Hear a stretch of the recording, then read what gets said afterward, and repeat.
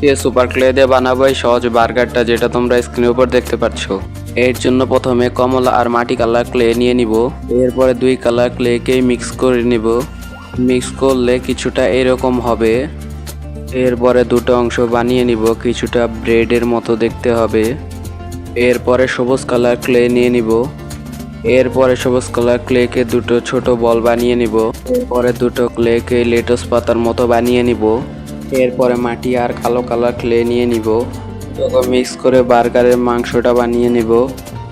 এরপরে লাল colour clay নিয়ে tomato স্লাইসগুলো বানিয়ে নিব। এরপরে হলুদ কালার ক্লে নিয়ে নিব। এরপরে হলুদ কালার ক্লে নিয়ে বার্গারের চিজটা বানিয়ে নিব।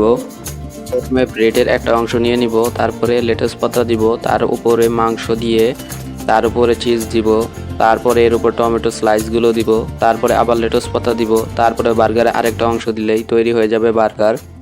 এরপরে সাদা কালার ক্লে নিয়ে ছোট ছোট বল বানিয়ে ব্রেডের উপর বসিয়ে দিলে তৈরি হয়ে যাবে ক্লে দিয়ে বার্গার।